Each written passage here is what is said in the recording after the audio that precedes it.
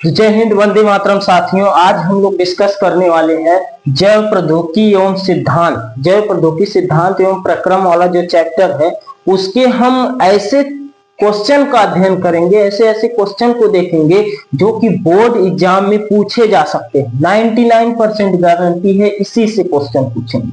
बात समझ में आ रही है ना? तो आज हम लोग ऐसे क्वेश्चन को मैं लेकर आया हूं जो एकदम इस चैप्टर की एकदम समझ लीजिए रीढ़ की हड्डी है। रीढ़ की हड्डी तो जानते ही हैं आप लोग, हैं?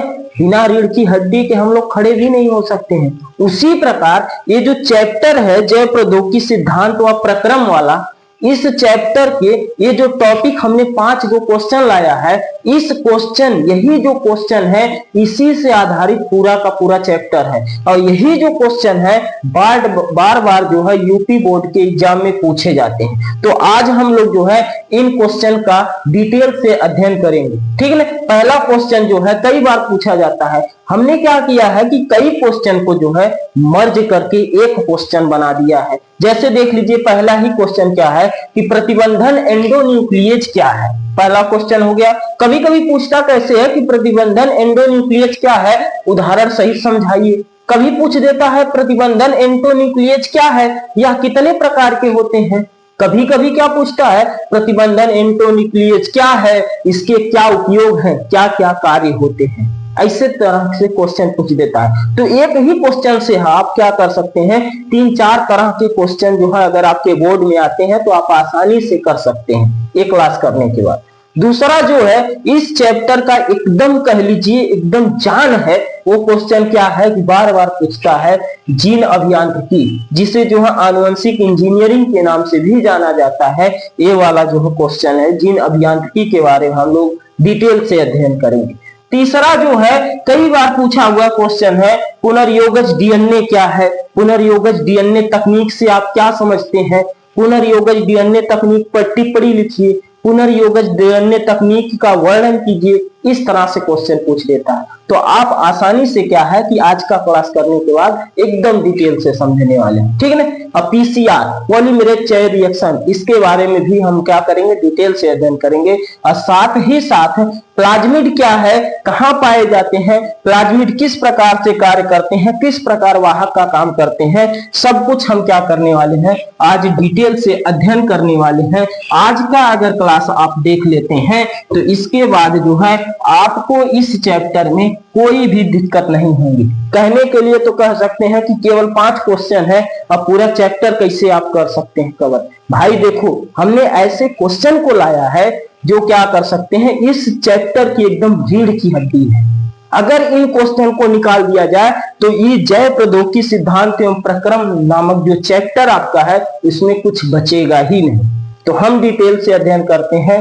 पहला वाला क्वेश्चन की ओर हम ध्यान देते हैं कि प्रतिबंधन एंडोन्यूक्लियेज है क्या। अब से हम जो है क्या करेंगे, पढ़ना स्टार्ट करेंगे। आप चाहें तो साथ साथ जो है नोट्स बनाते चलिएगा, या फिर आप क्या कर सकते हैं कि हम समय समय पर जो है साइड हट जाएंगे, आप स्क्रीनशॉट भी ले सकते हैं। बात समझ में आ रही है। पहले हम बात करेंगे किस चीज का, प्रतिबंधन एंडोन्यूक्लियेज है क्या, ठीक है ना। देखिए प्रतिबंधन एंडोन्यूक्लियेज जो होते हैं वे एंजाइम होते हैं जो क्या करते हैं, डीएनए को काटने के लिए प्रयोग किया जाता है। प्रतिबंधन एंडोन्यूक्लियेज एंजाइम का प्रयोग हम क्यों करते हैं, डीएनए को काटने के लिए करते हैं। इसीलिए इसे जो है आणविक कैंची के नाम से भी जानते हैं। बात समझ में आ रही है ना। अब ये जो प्रतिबंधन एंडोन्यूक्लियेज जो होते हैं यह क्या करते हैं, यही डीएनए को काटते हैं और उन्हें एक विशेष अनुक्रम से काटते हैं, जिसे पैलिंड्रोमिक अनुक्रम भी कहते हैं। अभी बात इस तरह नहीं समझ में आई होगी भाई, हम डिटेल से थोड़ा सा अध्ययन करेंगे। क्या होता है प्रतिबंधन एंडोन्यूक्लियेज, आप कह सकते हैं ये वे एंजाइम होते हैं, ये वे एंजाइम होते हैं जो डीएनए को काटते हैं। जो डीएनए को क्या करते हैं, ये वे एंजाइम होते हैं जो डीएनए को क्या करते हैं, काटते हैं। इसीलिए इसे जो है, इसीलिए इसे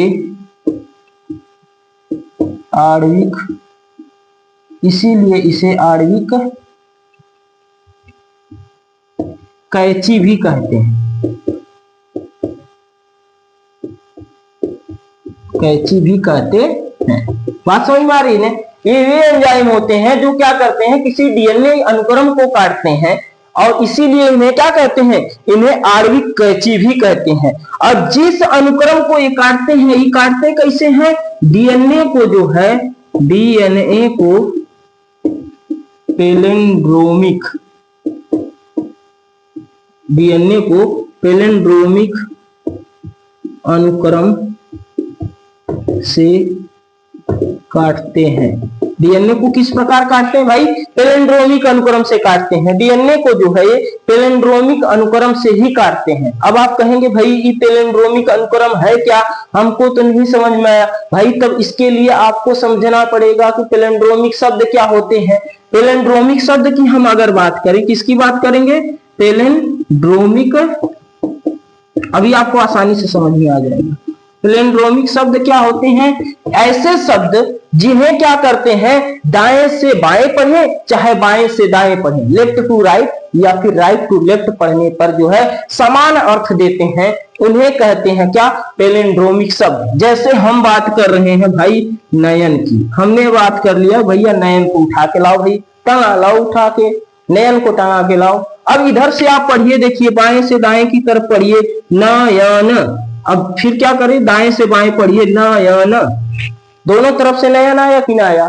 तो पैलिंड्रोमिक शब्द क्या होते हैं, ऐसे शब्द जिन्हें दाएं से बाएं या फिर बाएं से दाएं पढ़ने पर समान अर्थ देते हैं, उन्हें क्या कहते हैं, पैलिंड्रोमिक शब्द कहते हैं। दूसरा एग्जांपल आप ले सकते हैं, जैसे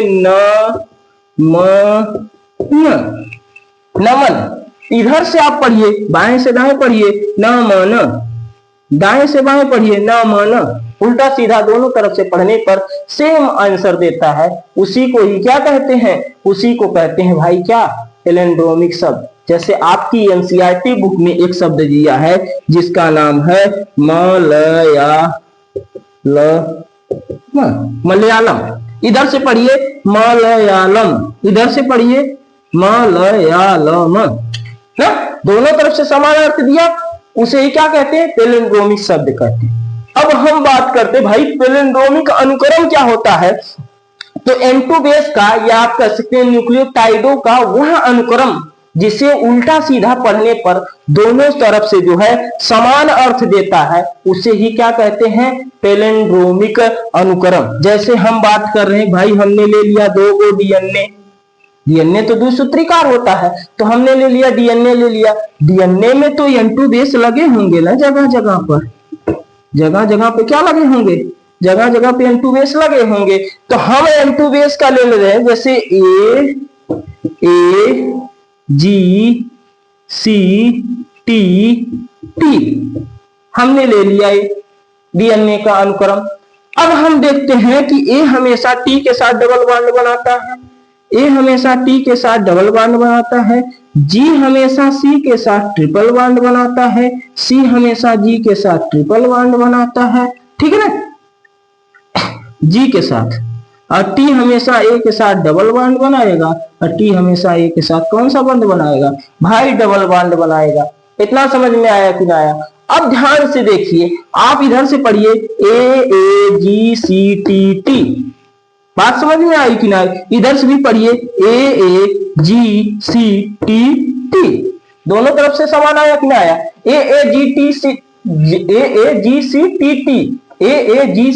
T, मतलब क्या हो गया, ऐसे अनुक्रम जो क्या करते हैं, जो दोनों तरफ से पढ़ने पर जो है समान अर्थ देते हैं, उन्हें ही कहा जाता है भाई, उन्हें ही हम क्या कहते हैं, उन्हें ही कहते हैं हम पैलिंड्रोमिक अनुक्रम। उन्हें ही कौन सा अनुक्रम कहते हैं, पैलिंड्रोमिक अनुक्रम कहते हैं। तो आपको समझ में आ गया होगा कि प्रतिबंधन एंडोन्यूक्लियेज क्या होते हैं। मन करे तो आप स्क्रीनशॉट ले सकते हैं। ये वे एंजाइम होते हैं जो डीएनए को क्या करते हैं, एक विशेष अनुक्रम से काटते हैं, जिन्हें क्या कहते हैं, पैलिंड्रोमिक अनुक्रम कहते हैं, जिन्हें क्या कहते हैं, पैलिंड्रोमिक अनुक्रम कहते हैं। अब आगे कहा कि भाई उदाहरण सहित समझाइए। अब लो भैया हम उदाहरण एक ले लेते हैं भाई, काट कर समझाते हैं। उदाहरण के लिए तो कई हैं, जैसे आप बात कर दीजिएगा, एग्जाम्पल की हम बात अगर करेंगे तो एग्जाम्पल की हम बात कर सकते हैं, E co R first, Hind second, Hind third. ये प्रतिबंधन एंडोन्यूक्लियस एंजाइम है। ये प्रतिबंधन एंडोन्यूक्लियस क्या है? एंजाइम है। जैसे हम एक डीएनए लेते हैं, डीएनए खंड लेते हैं, भाई हम काट के दिखा रहे हैं, आप कहेंगे भैया काट के दिखाओ, ठीक है ना। हम एक डीएनए खंड लेते हैं, काट के दिखाते हैं। हमने ले लिया यहाँ पर टी, यहाँ पर सी, हमने 2 ठो N2 बेस लिया, 2 ठो अनुक्रम टी सी, दूसरा ले लिया जी ए जी ए। इतना समझ में आया कि ना आया? हमने क्या लिया? टी सी जी ए। फिर हमने ले लिया टी टी सी ए, टी टी सी ए, फिर हमने ले लिया सी। ये देखिए है N2 बेस हो गए। अब इसको हम बॉन्ड बनाएंगे साथ ही साथ। ए हमेशा किसके साथ? टी हमेशा ए के साथ डबल बॉन्ड, सी हमेशा किसके साथ है? जी के साथ ट्रिपल बॉन्ड बनाएगा, ये तो आप जानते ही हैं। जी हमेशा सी के साथ क्या बनाएगा? ट्रिपल बॉन्ड बनाएगा। ए हमेशा टी के साथ डबल बॉन्ड, ए हमेशा टी के साथ डबल बॉन्ड, टी हमेशा ए के साथ डबल बॉन्ड, टी हमेशा ए के साथ डबल बॉन्ड। फिर इधर हो जाएगा सी आपका हो जाएगा जी के साथ ट्रिपल बॉन्ड, ए किसके साथ? टी के साथ डबल बॉन्ड, और सी हमेशा जी के साथ ट्रिपल बॉन्ड। ये तो हो गया डीएनए का कौन चीज हो गया? अनुक्रम। सबसे पहले हमें क्या करना पड़ेगा मेरे भाई? हमें जो है इससे छाटना पड़ेगा। कौन चीज छाट कर हम अलग करें? हमको छाट कर अलग करना पड़ेगा कि भाई इसमें पैलिंड्रोमिक अनुक्रम है क्या?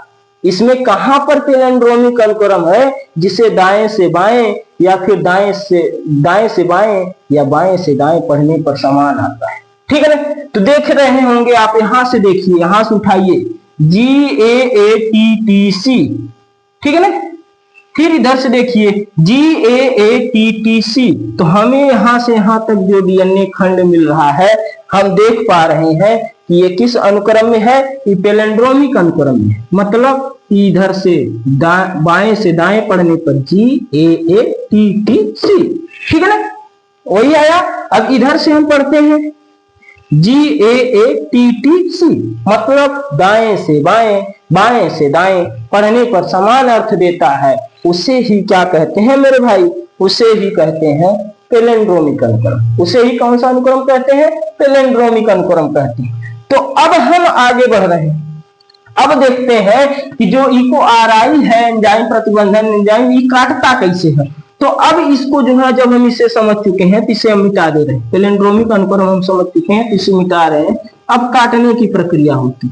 तो जो इको आरआई होता है, ये क्या करता है? प्रतिबंधन एंडोन्यूक्लियस का, प्रतिबंधन एंडोन्यूक्लियस जो होता है, ये क्या करता है? पैलिंड्रोमिक अनुक्रम का एक शब्द छोड़कर यहां से इस तरह से काटता है ना, उल्टे जेड शेप में ये क्या करता है? काट देता है। काट कर अलग करो भाई। जब काटेगा तो काट कर अलग जब हम करेंगे तो देखिए कुछ ऐसा। इधर का कितना है? 3 प्रोसेस है, 1 T C G, इसमें 3 है। इतना ही है ना भाई, और कुछ है नहीं। अब दूसरे वाले खंड में हम क्या देखेंगे? क्या मिल रहा है? एक में मिल रहा है कौन चीज? यहां से देखिए A, फिर A, फिर T T C A C, यहां से अलग काट दिया ना। देखिए एक में क्या हो गया? T C G अलग हो गया। अगले में क्या हो गया? A A T T C A C, यहां से काट के अलग कर दिया। दूसरा वाला खंड हम देखते हैं, नीचे वाला दूसरा सूत्र में। अब यहां से लेकर यहां तक है, यहां से लेकर यहां तक का मतलब क्या हो गया? A हो गया, क्या हो गया? A हो गया। दूसरा क्या हो जाएगा? एक A हो गया, फिर G हो जाएगा, फिर C हो जाएगा, फिर T हो जाएगा, फिर T हो जाएगा, फिर A होगा, फिर A होगा। इतना हो गया, ऐसे काटा है। फिर अब देखिए इधर 3 ठो इधर का बचा है, 3 ठो बचा है, तो मतलब क्या हो गया? इधर से क्या हो जाएगा? G T C। बताइए समझ आया कि नहीं आया? समझ में बात आई कि ना आई भाई? बताइए। इतना समझ में आया। देखिए हमने क्या किया, यहाँ से पैलिंड्रोमिक अनुक्रम में जो है इको आरआई जो प्रतिबंधन एंजाइम था एंडोन्यूक्लियेज, इसने काट दिया। अब काटने के बाद ये देखिएगा कैसे दिख रहा, कुछ इस शेप में दिख रहा, देख रहे हैं, इस शेप में दिख रहे हैं। जो डीएनए था आपका किस शेप में दिख गया, कुछ इस शेप में दिखा, इस शेप में जो है ये आ गया। अब क्या होता है बाबू, ध्यान दीजिएगा, जो इसका ई वाला सिरा है और इसका ई वाला सिरा है, ये दोनों सिरा जो होते हैं वो कैसे होते हैं, ये दोनों के दोनों सिरा जो होते हैं ये चिपचिपा होते हैं। कैसे होते हैं, चिपचिपे होते हैं। अब इसी को हम वाहक के साथ जब जोड़ते हैं तो फटाक दिना जाके उससे क्या कर लेता है, उससे जो है जुड़ जाता है। अब आई होप आप इसके बारे में जो है समझ चुके हैं। बात समझ में आ रही है कि ना आ रही। उदाहरण हमने ये दे दिया, आप चाहे तो इसका जो है स्क्रीनशॉट जो है ले सकते हैं। बात समझ में आई। अब हम आगे चलेंगे कि यह कितने प्रकार के होते हैं। किसकी बात करेंगे भाई, यह कितने प्रकार के होते हैं, इसका जो है हम डिस्कस करेंगे। भाई देखो, प्रतिबंधन एंडोन्यूक्लियेज एंजाइम जो होते हैं यह मुख्य रूप से 3 प्रकार के होते हैं। कितने प्रकार के होते हैं, 3 प्रकार के होते हैं। उसके पहले हम थोड़ा सा आपको बता दें कि ये जो प्रतिबंधन एंडोन्यूक्लियेज एंजाइम होते हैं यह बेसिकली जो है डीएनए खंड को काटने के काम आते हैं। डीएनए को क्या करते हैं, विशेष अनुक्रम से काटने के काम आते हैं। देखिए कितने टाइप्स के हैं, ये 3 टाइप्स के हैं।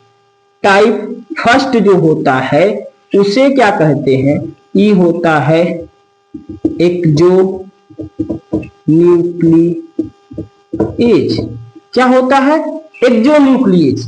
अब आप कहेंगे प्रतिबंधन एंडोन्यूक्लियेज का जो है पहला टाइप है एक्सोन्यूक्लियेज। ये क्या करता है बाबू, ध्यान दीजिएगा, ये जो होता है डीएनए के किनारे से काटता है। डीएनए को क्या करता है, इसमें N2 बेस ही भर देंगे आप, तो ये जो होता है एक्सोन्यूक्लियेज जो होता है डीएनए को कहां से काटता है, किनारे से काटता है। इसका काम केवल और केवल क्या है कि ये किनारे से ही काटेगा और कहीं से नहीं काट सकता। जब भी एक्सोन्यूक्लियेज एंजाइम काटेगा तो डीएनए को कहां से काटेगा, तो इस छोर से काटेगा या फिर इस छोर से काटेगा। इतना समझ आई बात की ना आई, इतना क्लियर है। दूसरा टाइप पे चलते हैं, टाइप सेकेंड। टाइप सेकेंड जो होता है उसे क्या कहते हैं, टाइप द्वितीय जो होता है उसे कहते हैं प्रतिबंधन जो है एंडोन्यूक्लियेज। दूसरा क्या होता है, एंडोन्यूक्लियेज। कौन सा होता है, एंडोन्यूक्लियेज। अब एंडोन्यूक्लियेज, एक्सोन्यूक्लियेज तो क्या किया, किनारे से काट दिया, जबकि एक्सोन्यूक्लियेज जो होता है ये डीएनए को कहीं से, किनारा को छोड़कर जो है डीएनए को कहीं से भी जहां पर चाहिए वहां से क्या कर सकता है, काट सकता है। ये इसके लिए स्वतंत्र, बस केवल किनारे को नहीं काटेगा, डीएनए के किनारे को नहीं काटेगा। और जहां से इसका मन कर दिया, हमको जहां से चाहिए हम क्या करेंगे, वहां से काट के हम क्या कर लेंगे, निकाल लेंगे। बस क्या नहीं काट सकते हैं, किनारा का हम नहीं काट सकते, किनारे के काटने की जिम्मेदारी इसकी। और बाकी डीएनए कितना भी बड़ा खंड हो उसको हम जहां से चाहेंगे वहां से काट सकते हैं, बस केवल और केवल किनारा छोड़कर। तीसरा टाइप क्या होता है, टाइप थर्ड की अगर हम बात करेंगे भाई, तो टाइप थर्ड जो होता है इसे कहते हैं प्रतिबंधन एंडोन्यूक्लियेज।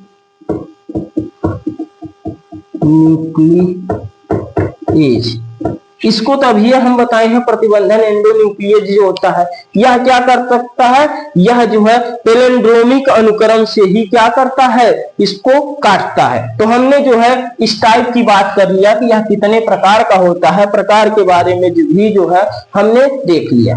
अब हम आगे चलेंगे कि भाई इसके जो है कार्य क्या है, इसके कार्य के बारे में जो है हम क्या करेंगे, अध्ययन करने वाले हैं कि जो ये प्रतिबंधन एंडोन्यूक्लियेज होता है इसके जो है कौन कौन से जो है काम है।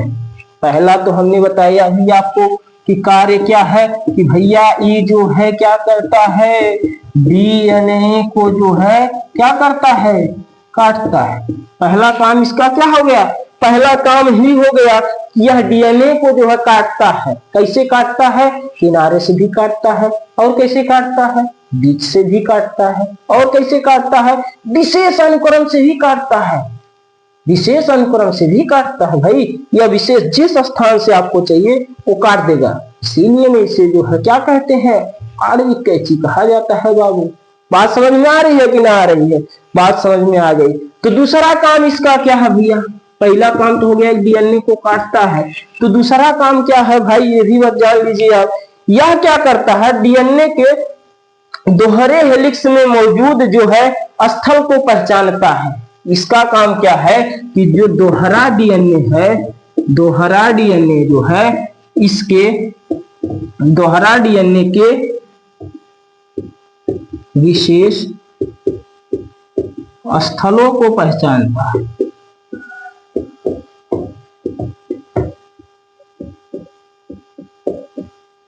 विशेष स्थलों को पहचानता भाई। जब तक विशेष स्थल को नहीं पहचान पाएंगे आप, तब तक काट कैसे पाएंगे? तो विशेष स्थलों को पहचानने की भी जिम्मेदारी किसकी है? इसी की जिम्मेदारी है। प्रतिबंधन एंडोन्यूक्लियेज की ही जिम्मेदारी है। तीसरा काम क्या होता है भैया? ये जो है जीवाणुओं को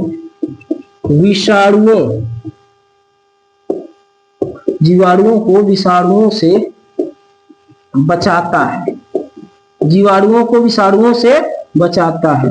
भैया डीएनए जो प्रतिबंधन एंडोन्यूक्लियेज है, ये जो है जीवाणुओं को किससे बचा देता है? विषाणुओं से जो है बचाने का काम करता है। साथ ही साथ इसका काम जो है, इसका प्रयोग जो है जीन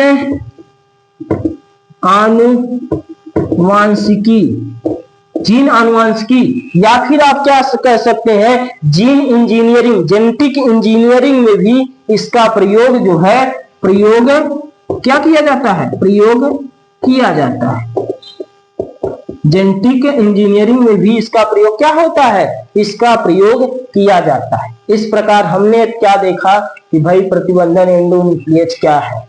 हमने जो है इसके उदाहरण देखे, उदाहरण से हमने डिटेल से समझा। साथ ही साथ हमने इसके प्रकार को भी देख लिया। और हमने इसके बाद क्या किया? इसके कौन कौन से काम है, इनके कार्यों का भी हमने क्या कर लिया? इनके कार्यों का भी भाई हमने अध्ययन कर लिया।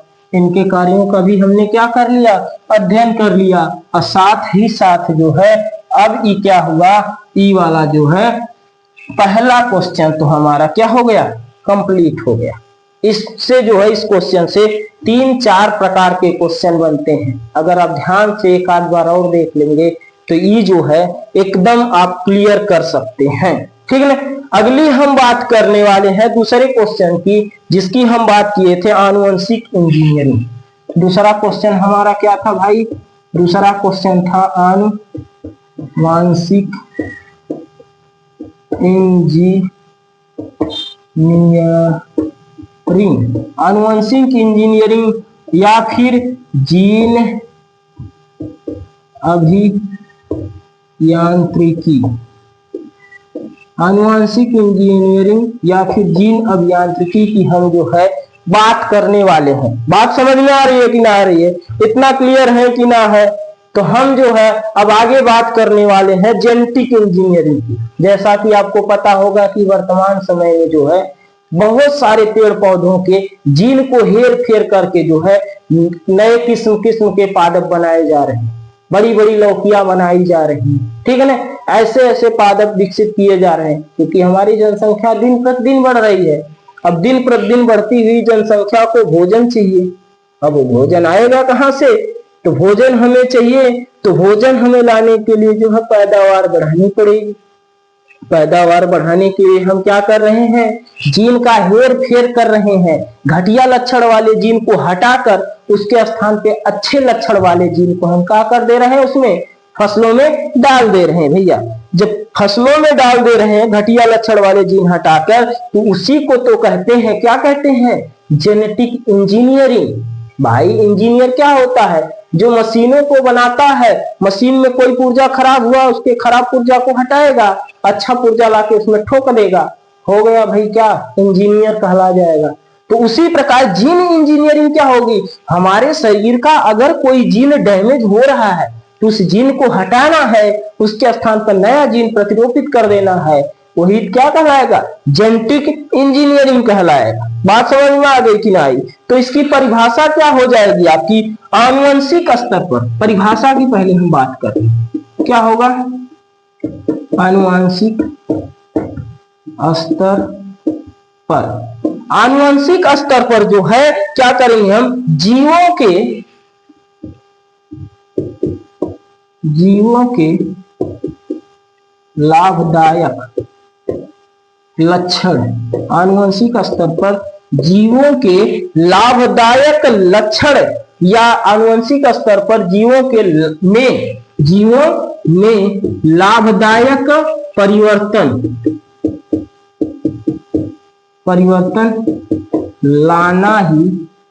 लाना ही क्या कहलाता है, आनुवंशिक इंजीनियरिंग कहलाता है। अब हम ये परिवर्तन लाते क्यों है, किस लिए लाते हैं, क्यों ये बदलाव किया जाता है, जिससे कि क्या होता है कि हम घटिया लक्षण वाले जीन को हटाएंगे, उसके स्थान पे अच्छे लक्षण वाले जीन लाएंगे, जिससे हमारी जो पैदावार होगी वो क्या हो जाएगी, बढ़ जाएगी, हमारी पैदावार क्या हो जाएगी, बढ़ जाएगी। अभी प्रोसेस क्या होता है भैया, हमने मान लिया कि एगो ये जीव है, फर्स्ट जीव है, और ई जो है हमारा सेकंड जीव, ये जीव होगा किसकी भी, जीव जो है, जीव फर्स्ट, ध्यान समझिएगा, ये जीव जो है सेकंड है।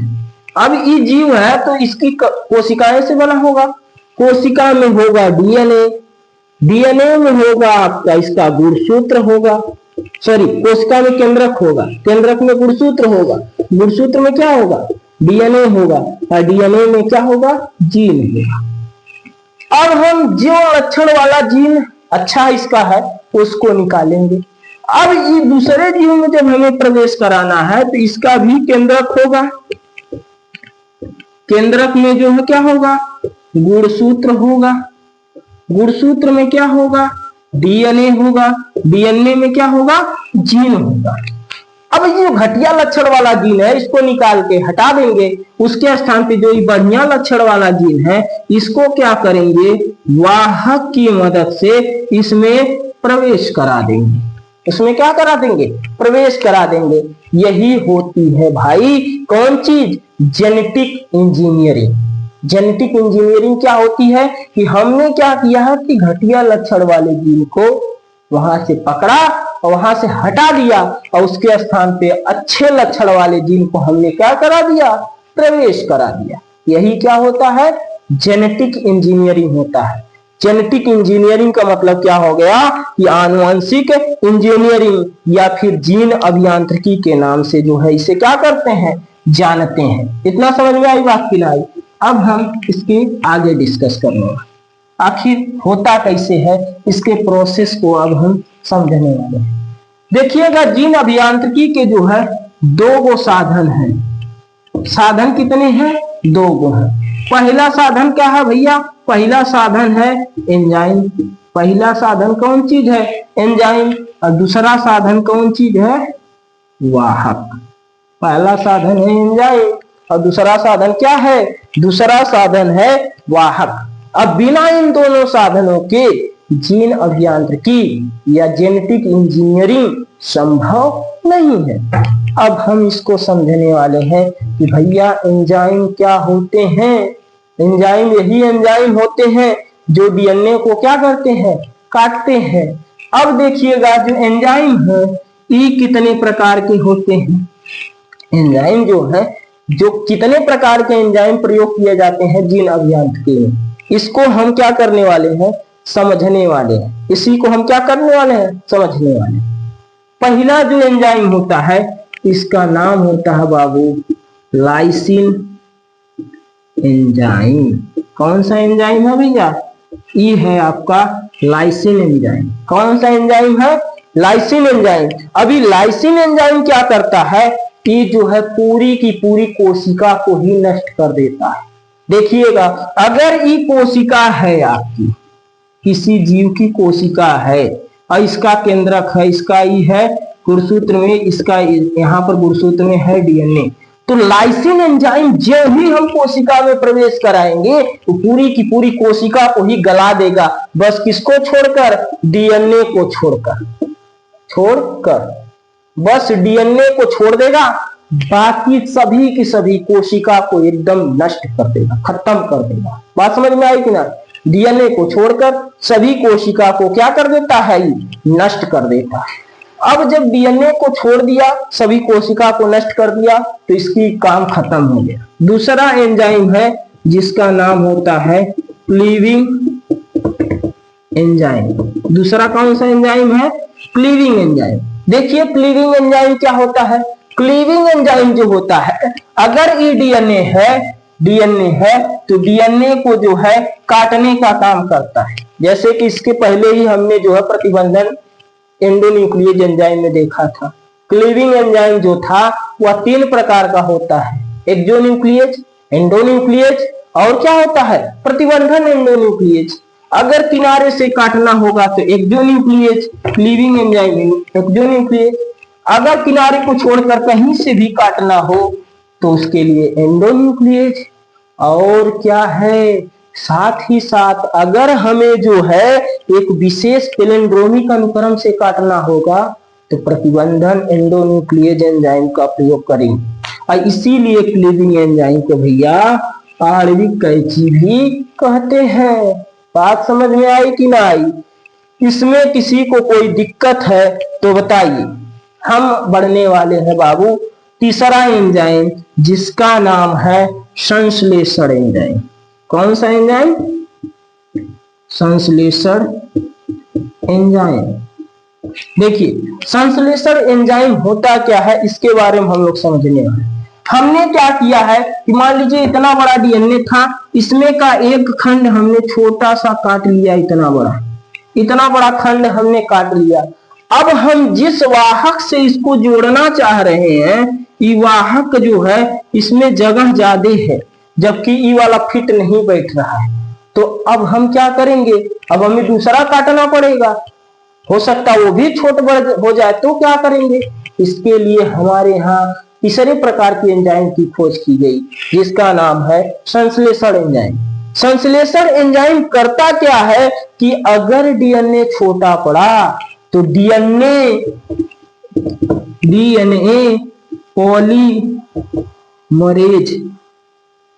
पॉलीमरेज की मदद से ये जो डीएनए छोटा पड़ रहा है ना, इसकी कई कॉपियां तैयार कर दी जाएंगी। कई कॉपियां क्या कर दी जाएंगी? तैयार की जाएंगी। यानी कि डीएनए से डीएनए बनाने की जो प्रक्रिया होती है, अगर हमें डीएनए से डीएनए बनाना है ना बुआ, तो हम किस एंजाइम का प्रयोग करेंगे?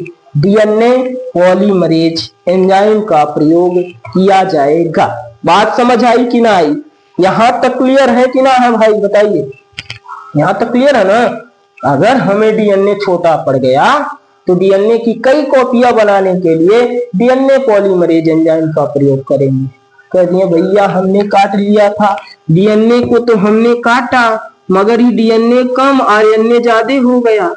हमने इस डीएनए को मान लीजिए इतना बड़ा डीएनए हमने काटा, अब इतना बड़ा डीएनए काटा यहीं तक रहा, बाकी आरएनए ज्यादा हो गया। डीएनए का कम हिस्सा कटा, बाकी पैलिंड्रोमिक अनुक्रम में कट के आरएनए हो गया।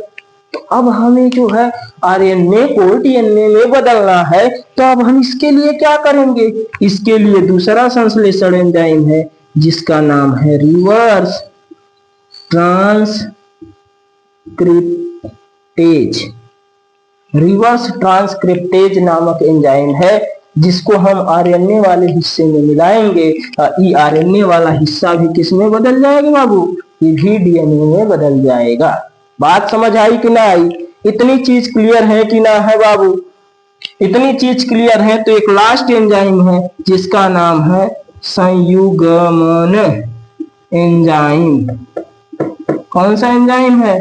संयुग्मन एंजाइम। कौन सा एंजाइम है? संयुग्मन एंजाइम जो होता है यह डीएनए के जो खंड है इनको जोड़ने का कार्य करता है। इसीलिए जो है इसे आणविक गोद भी कहते हैं। क्या कहते हैं बाबू? इसे आणविक गोद के नाम से भी क्या होता है? जाना जाता है। कौन सा एंजाइम? संयुग्मन एंजाइम जो होता है इसे जो है आणविक गोद के नाम से भी हम क्या करते हैं, जानते हैं। अब ये आणविक गोद जो होता है, अब आपको जानकर ये आश्चर्य होगा, इसका नाम सबसे पहले देख लेते हैं। इसका नाम होता है डीएनए लाइगेज। क्या नाम है बाबू? डीएनए लाइगेज नाम इसका है। आपको जानकर ये आश्चर्य होगा कि हमारे यहाँ के ही वैज्ञानिक थे जो डीएनए लाइगेज की खोज किए थे। आप बता सकते हैं, आपको पता है क्या कि कौन से भारत के वैज्ञानिक थे जिन्होंने जो है डीएनए लाइगेज की खोज किया? और यही डीएनए लाइगेज जो होगा, डीएनए के जो खंड है इनको वाहक से जो है जोड़ने का कार्य करता है, वाहक से जोड़ने का काम करता है। कौन है बता सकते हैं आप? उनका नाम था डॉक्टर हरगोविंद खुराना। डॉक्टर हरगोविंद खुराना जी जो थे, अब आप स्क्रीनशॉट ले लीजिए। डॉक्टर हरगोविंद खुराना जी ही क्या किए थे, यहाँ पर जो है डीएनए लाइगेज की जो है खोज किसने किया था? तो डॉक्टर हरगोविंद खुराना जी। तो ये रहे 4 प्रकार के एंजाइम। पहला लाइसिन एंजाइम, दूसरा क्लीविंग एंजाइम, तीसरा संश्लेषण एंजाइम, चौथा संयुग्मन एंजाइम। 4 प्रकार के जो है एंजाइम जो क्या होते हैं, प्रयोग में लिए जाते हैं। आगे हम बात करने वाले हैं, किसकी बात करने वाले हैं भाई? हम बात करने वाले हैं वाहक की। भाई हमने अपने खेत में फसल काट के रख दिया, अब उसको ढोने वाला चाहिए ना, एक स्थान से दूसरे स्थान तक ले जाने वाला चाहिए ना। तो हम क्या करेंगे, हम ढेर सारा जो है डीएनए काट कर ही क्या करेंगे, जब उस डीएनए खंड को उठाकर ले जाने वाला एंजाइम ही ना होगा तो हम क्या करेंगे, उसको ले जाने वाला वाहक ही ना होगा तो क्या करेंगे। वाहक का मतलब क्या होता है? वाहक का मतलब ही होता है कि किसी चीज को एक स्थान से उठाकर दूसरे स्थान तक लेकर चला जाना। तो अब हम जब डीएनए को काट दिए हैं तो काटने के बाद इसको लेकर जाने वाले भी कुछ ना कुछ क्या होते हैं, वाहक होते हैं। जैसे हम बात करें भाई, हम बात कर रहे हैं जीवाणुओं के लिए। जीवाणुओं के लिए वाहक, जीवाणुओं के लिए वाहक कौन होगा, इसकी हम बात कर रहे हैं। किसकी बात कर रहे हैं? जीवाणुओं के लिए जो वाहक होता है वो होता है भैया जीवाणु भोजी। कौन होता है? जीवाणु भोजी जो होता है वह जीवाणुओं के लिए वाहक का काम करता है। अगर हम यहीं पर बात कर दें कि भैया हम पेड़ पौधों की बात कर दें, पौधों के लिए वाहक का कार्य कौन करेगा, पौधों के लिए वाहक का काम कौन करेगा? तो इसके लिए होता है एग्रोबैक्टीरिया। क्या होता है? एग्रोबैक्टीरिया। एग्रोबैक्टीरिया जो होता है वह पेड़ पौधों में वाहक का कार्य करता है। इसे जो है T1 प्लाज्मिड के नाम से भी क्या करते हैं, जाना जाता है। हम बात करेंगे अपनी, भैया हम दूसरे की ज्यादा जान के क्या करेंगे, अपना ही नहीं पता रहेगा। मनुष्य के लिए वाहक का काम कौन करेगा? तो आप जानते हैं मनुष्य की आंत में जो है पाया जाता है ई कोलाई, सहजीवी जीवाणु। ई कोलाई जो है मनुष्य के लिए वाहक का काम करता है, जबकि अन्य जंतुओं के लिए कौन काम करता है? जंतुओं के लिए वाहक का काम कौन करता है? ती होता है पश्य जीवाणु।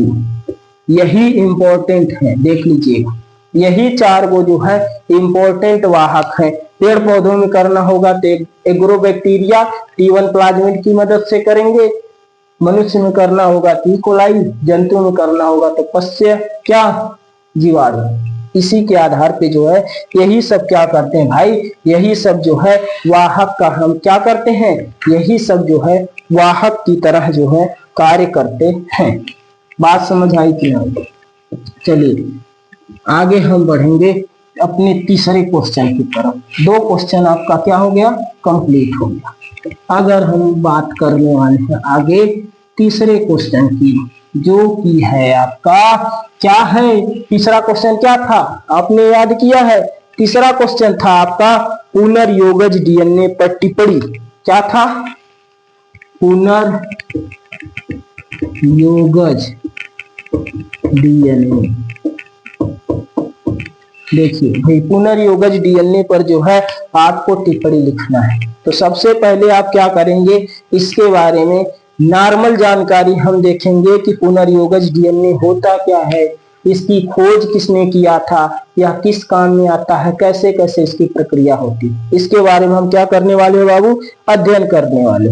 तो एक वैज्ञानिक थे जिनका नाम था Herbert Boyer. Herbert Boyer, Herbert Boyer नामक जो वैज्ञानिक थे, इन्होंने ही क्या किया था बाबू, 1912 ईस्वी में जो है इसका जो है क्या किए थे, निर्माण किए थे। 1912 ईस्वी में हर्बर्ट बोयर नामक जो वैज्ञानिक थे, उन्होंने ही पुनर्योगज डीएनए का क्या किया था, निर्माण किया था। अब ये क्या करता है,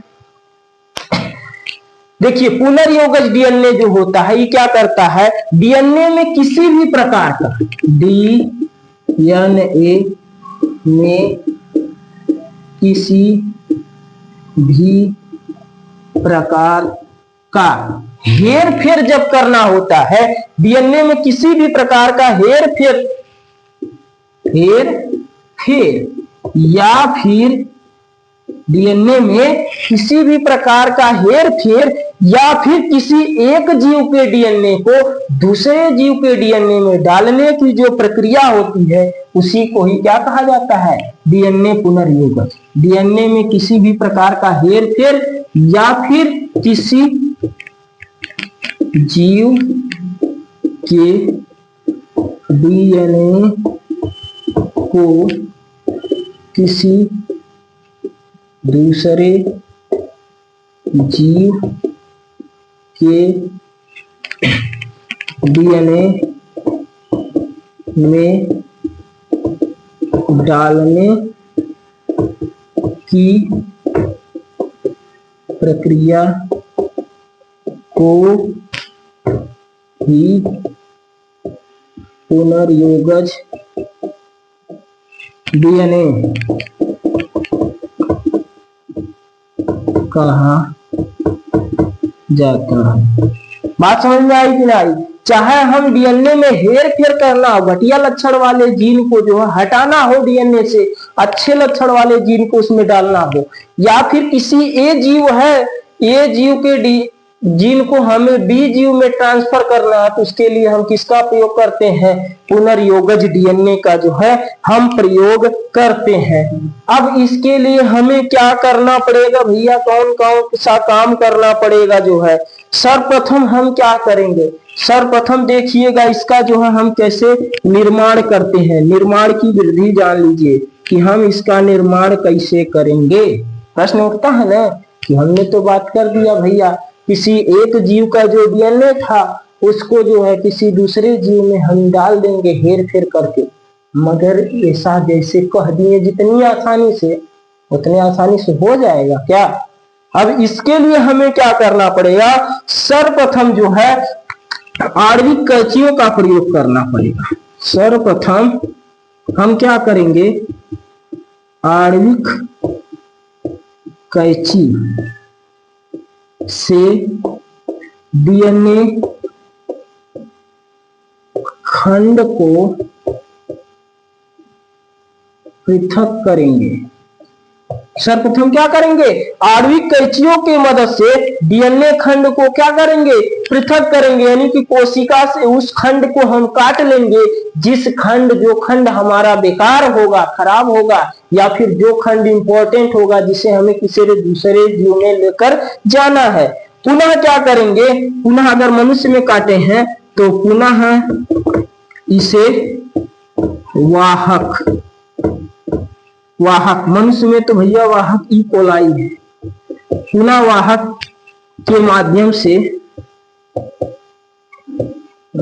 से दूसरे जीव में प्रवेश कर देंगे। भैया हमने क्या किया, हमने किसी डीएनए खंड को काटा डीएनए खंड को काटने के बाद क्या करेंगे, किसी वाहक की मदद से जो है किसी जीव में हम क्या करेंगे, ट्रांसफर कर देंगे। वाहक जो होते हैं वो आसानी से क्या कर सकते हैं, आसानी से इसको लेकर जा सकते हैं। इस प्रक्रिया को जो है जीन क्लोनिंग भी कहते हैं। ध्यान दीजिएगा, कभी कभी आपसे पूछ देगा कि भैया जीन क्लोनिंग क्या है, जीन क्लोनिंग क्या है, जीन क्लोनिंग भी कहते हैं। तो आपका एक ही जवाब होगा कि भैया हम क्या करेंगे, किसी डीएनए खंड को जो है हम काटेंगे, काटने के बाद जो है हम क्या करेंगे, आणविक कैंचियों की मदद से काटेंगे और इसे वाहक में जो है क्या करेंगे, वाहक में डालकर किसी अन्य जीव में या उसी जीव के डीएनए को जो हेर फेर कर देंगे, उसी को जो है क्या कहते हैं, जीन क्लोनिंग कहा जाता है। जीन क्लोनिंग क्या कहते हैं, उसी को जो है जीन क्लोनिंग जो है कहा जाता है। ठीक है ना, आप इतना बात समझ में आई कि ना आई, इसका आप चाहे तो स्क्रीनशॉट ले सकते हैं। फिर हम आगे बढ़ने वाले हैं। ठीक है ना, ये तो हो गई आपकी प्रक्रिया पुनर्योगज डीएनए की। अब इसकी विधि कौन कौन सी है, पुनर्योगज डीएनए की जो है किस विधि से प्राप्त किया जाता है, तो इसके लिए जो है डीएनए की 2 श्रृंखलाओं के अंतिम छोर पर जो है नई डीएनए श्रृंखला का विकास करके भी किया जा सकता है। बात समझ में आई कि नहीं, डीएनए की 2 श्रृंखलाओं के अंतिम छोर जो होगा उन पर उनकी जो है नई श्रृंखलाएं का विकास करके भी इसका प्रयोग हम क्या कर सकते हैं, आसानी से कर सकते हैं। या दूसरा प्रक्रिया जो हो जाएगी, दूसरी विधि जो हो जाएगी, उसे कहते हैं प्रतिबंधन एंडो न्यूक्लिएज। जैसे हमने पहले ही बता दिया कि प्रतिबंधन एंडो न्यूक्लिएज जो है भैया ये इस चैप्टर का जो है रीढ़ की हड्डी है। तो अब रीढ़ की हड्डी प्रतिबंधन एंडो न्यूक्लिएज की मदद से डीएनए के खंड को हम काटेंगे और काटने के बाद जो है एंजाइम की सहायता से काट पीट के वाहक में करके इसे भेज देंगे, या फिर जीन की हम क्या कर देंगे, जीन की हम जो है क्लोनिंग कर देंगे। इस प्रकार पुनर्योगज डीएनए का जो है काम खलास हो जाएगा। बात समझ में आई कि नहीं, आगे हम डिस्कस करने वाले हैं ईसीआर के बारे में, जिसे कहा जाता है polymerase chain reaction. Polymerase chain reaction, PCR का वर्णन कीजिए। आपका जो है नेक्स्ट क्वेश्चन था, नेक्स्ट क्वेश्चन कहें तो चौथा क्वेश्चन जो था यही था कि भाई क्या है कि पीसीआर क्या है, पीसीआर का जो है वर्णन करना था। तो भाई आपको पता होगा, अगर ये चैप्टर पढ़े होंगे तो, ना पढ़े होंगे तो अब पता चल जाएगा कि पीसीआर है क्या, पॉलीमरेज जो है चेन रिएक्शन है क्या। यह एक ऐसी विधि है जिसमें डीएनए का क्या किया जाता है, बहुत सारी कॉपियां बनाई जाती है। अब बहुत सारी कॉपियां बनाने के बाद जो है डीएनए का आवर्धन किया जाता है। पीसीआर क्या है, इस प्रक्रिया में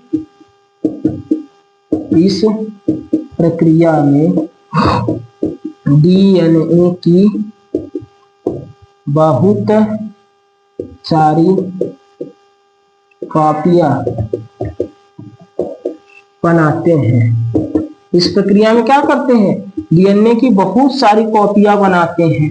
अब बहुत सारी कॉपियां बना के करेंगे क्या, डीएनए का आवर्धन करते हैं। इसके बाद पुनः क्या करते हैं, डीएनए का आवर्धन किया जाता है, आवर्धन किया जाता है। अब आप कहेंगे डीएनए की कॉपी कैसे बनेगी, आवर्धन कैसे करेंगे।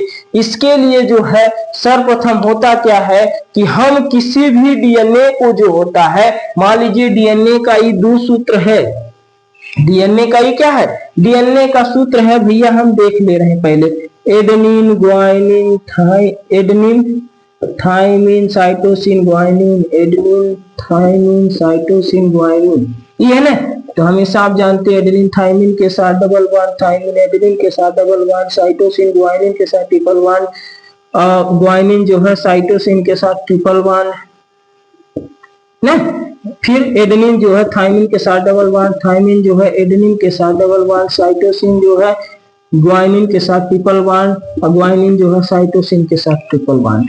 ये तो हो गया कौन चीज, डीएनए की एक श्रृंखला हमने ले लिया।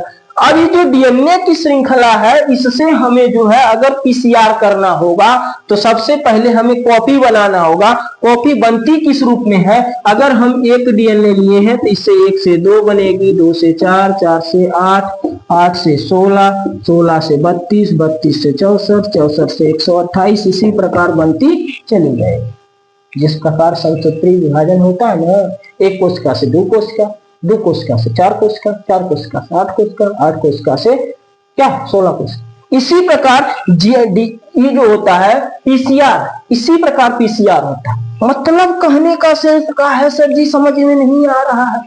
कहने का सेंस बबुआ यह है कि कम समय में डीएनए की ढेर सारी कॉपी तैयार करना है तो पीसीआर प्रक्रिया जो है से गुजरना पड़ता है। डीएनए को कहा जाता है, ऐसा माना जाता है कि अगर डीएनए जो है 30 चक्र पूरा करे, कितना चक्र, 30 चक्र में जो है डीएनए की जो है कम से कम जो है कितनी कॉपियां बन के तैयार हो जाएंगी, तो 1 बिलियन कॉपी जो है डीएनए की बन के तैयार हो जाएंगी। किस माध्यम से, पीसीआर के माध्यम से जो है एक 30 चक्र में, जैसे चल रहा है 1 से 2, 2 से 4, 4 से 8, 8 से 16, 16 से 32, इसी प्रकार 30 चक्र जब डीएनए अपना प्राप्त कंप्लीट करेगा तो इस प्रवस्था में जो है 1 बिलियन डीएनए की कॉपी बन के क्या हो जाएंगी बाबू, तैयार हो जाएंगी। तो अब इसके लिए हम सबसे पहले करते क्या है, डीएनए को बाबू हम क्या करते हैं, डीएनए को जो है 94 से 95 डिग्री सेंटीग्रेड हम क्या करते हैं, इसे गर्म करते हैं। 94 से लेकर 95 डिग्री सेंटीग्रेड हाई टेम्परेचर पे एकदम देख धड़ाधड़ पूरा गर्म करते हैं। जब हम गर्म करते हैं ना, इसके बाद जो इसके दोनों सूत्र होते हैं वो खुल के अलग अलग हो जाते हैं। जब दोनों सूत्र खुल के अलग होते हैं तो इसके बाद जो इसी प्रक्रिया हमें प्राप्त होती है, दोनों सूत्र अलग अलग जब हो जाते हैं तो पुनः इसे हम क्या करते हैं, इसे जो है 25 से लेकर 60 डिग्री सेंटीग्रेड पर जो है हम इसे तापानुशीलन करते हैं। क्या करते हैं, तापानुशीलन क्या करते हैं बाबू, 25 से लेकर 60 डिग्री सेंटीग्रेड पर जो है तापानुशीलन करते हैं। और यही तापानुशीलन की जो प्रक्रिया होती है ना बाबुआ, इसी को कहा जाता है एनिलीन। एनिलीन मतलब डीएनए को ठंडा करने की प्रक्रिया को ही क्या कहते हैं, एनिलीन कहते हैं। डीएनए को ठंडा करने की जो प्रक्रिया होती है उसी को जो है क्या करते हैं, एनिलीन कहते हैं। अब इसी डीएनए पर प्राइमर लगा देते हैं, एनिलीन बन जाता है, ठीक है ना। और इस ताप पर, जो ये ताप है ना, इस ताप पर जो है केवल सहजीवाणु ही जीवित रह सकते हैं, इससे ज्यादा और कुछ नहीं हो सकता है। इस ताप पर केवल सहजीवाणु, कौन से, सहजीवाणु, इस ताप पर केवल सहजीवाणु जो है क्या कर सकते हैं, रह सकते हैं। इसके बाद जो क्या होता है, 72 डिग्री सेंटीग्रेड पर जो है, 72 डिग्री सेंटीग्रेड पर जो है इस डीएनए खंड को जो है 72 डिग्री सेंटीग्रेड जो है क्या करते हैं, तापमान को जो है स्थिर रखा जाता है। और स्थिर रखने के बाद जो है हम क्या करते हैं, डीएनए का जो है बाबू संश्लेषण कर लेते हैं। डीएनए का क्या करते हैं, संश्लेषण कर लेते हैं। डीएनए का कौन सी हम कर लेते हैं बाबू, डीएनए का जो है हम संश्लेषण करते हैं। संश्लेषण अभी हमने बताया था, एक डीएनए जो है इससे कई डीएनए जो है, एक डीएनए है इससे कई डीएनए जो है हम क्या करेंगे, बना देंगे, संश्लेषण कर लेंगे, कॉपी कर लेंगे, बना लेंगे, वही कॉपी, यही है पीसीआर। देखिए कि ये हम क्या है, इस प्रक्रिया में डीएनए की बहुत सारी कॉपियां बनाई जाती हैं। जिस प्रकार हमारा समसूत्री कोशिका विभाजन होता है उसी प्रकार ये प्रक्रिया भी होती है। 1 से 2, 2 से 4, 4 से 8, 8 से 16, 16 से 32, 32 से 64, 64 से 128, ऐसे ही होता रहता है। 30 चक्र पूरा करेगा तो 1 बिलियन कॉपी बन के तैयार हो जाएगी। अब इस चक्र क्या है, सर्वप्रथम डीएनए को हम किसी खंड को लेते हैं, इस खंड को 94 से 95 डिग्री सेंटीग्रेड पर गर्म करते हैं। जब हम गर्म करते हैं तो दोनों सूत्र इसके क्या होते हैं, खुल जाते हैं। दोनों सूत्र जो है डीएनए विकृतीकृत हो जाता है। डीएनए क्या होता है, डीएनए जो है विकृतीकरण हो जाता है, डीएनए के सूत्र खुल जाते हैं। जब डीएनए के सूत्र खुलेंगे तो इसको जो है 25 से लेकर जितना हमें ताप चाहिए 25 से लेकर 60 डिग्री ताप पर हम इसे स्थिर रखते हैं, जिसे तापानुशीलन कहते हैं। पुनः इस पर जो हम प्राइमर लगा देते हैं, जिससे जो है एनिलीन बन जाता है।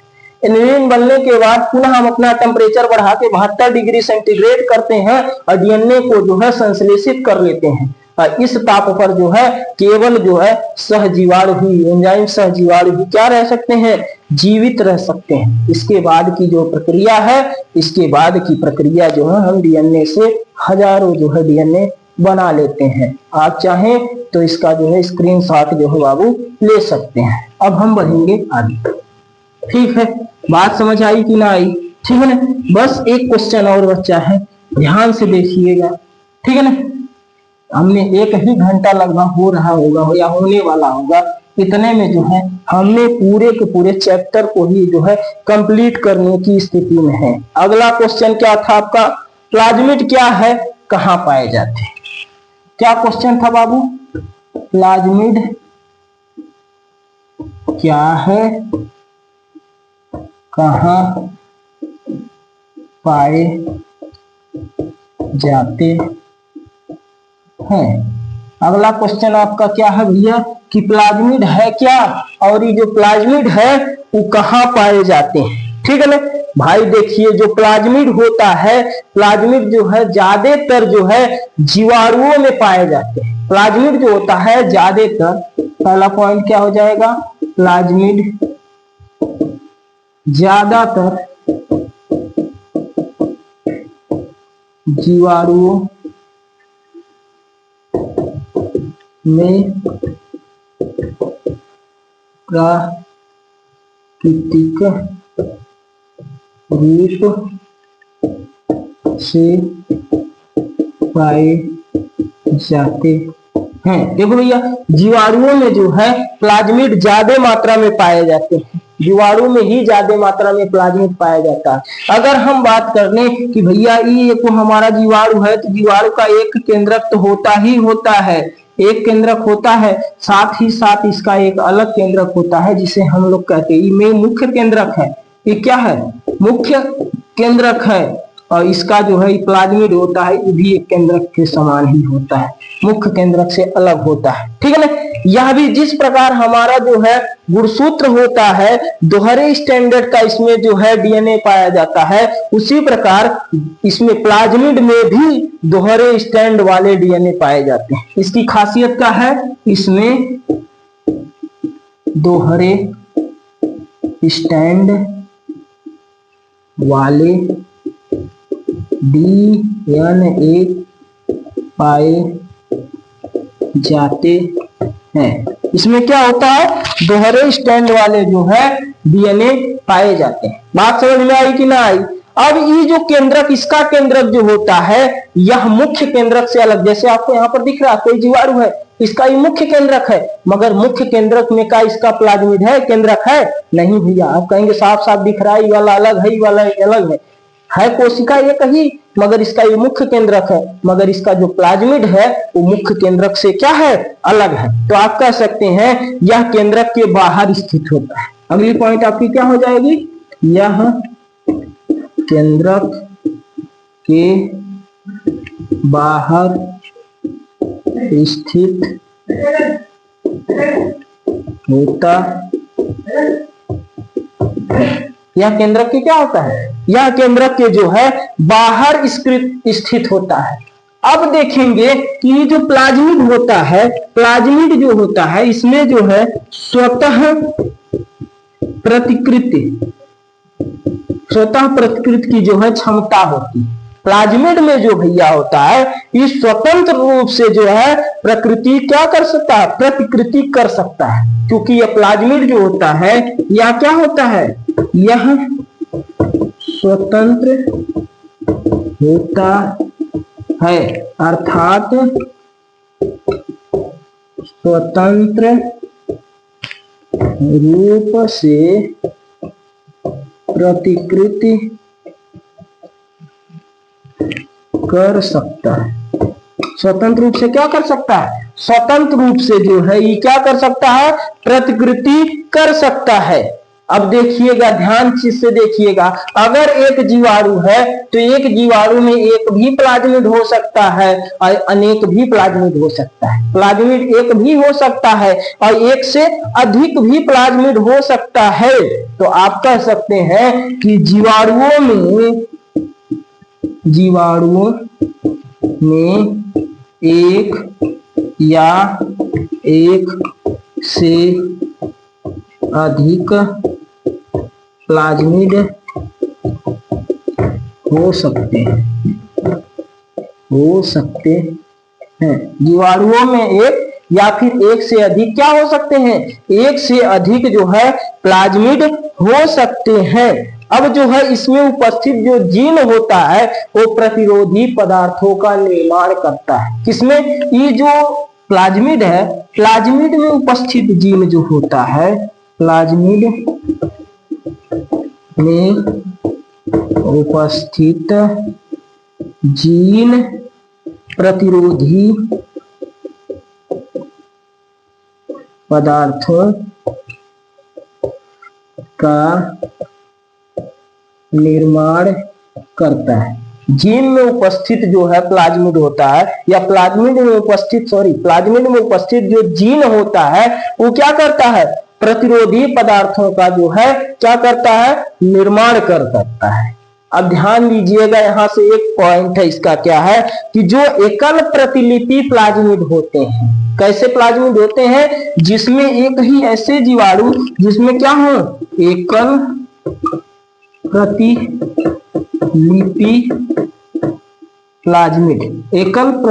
प्लाज्मिड जो है एक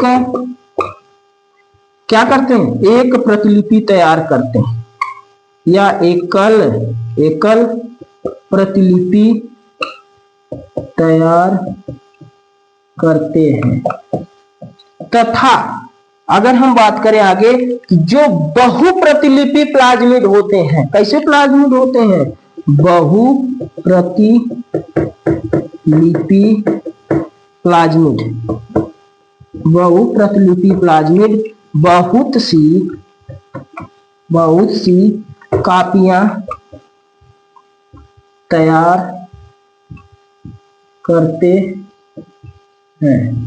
बहुलिपि प्लाज्मिड जो होते हैं वो क्या करते हैं, बहुत सी जो प्रतिकृतियां क्या करते हैं, तैयार करते हैं। कभी कभी कोई ऐसे भी प्लाज्मिड होते हैं बाबू, ऐसे भी जीवाणु होते हैं जिसमें जो है कई प्लाज्मिड पाए जाते हैं, 1,000 तक प्लाज्मिड जो है किसी जीवाणु में जो है पाए जाते हैं। ये बात समझ में आ रही है कि ना आ रही है, ठीक है ना, इतनी चीजें क्लियर है आप लोग को। तो फिर से मिलते हैं नेक्स्ट वीडियो में, तब तक के लिए जय हिंद, वंदे मातरम।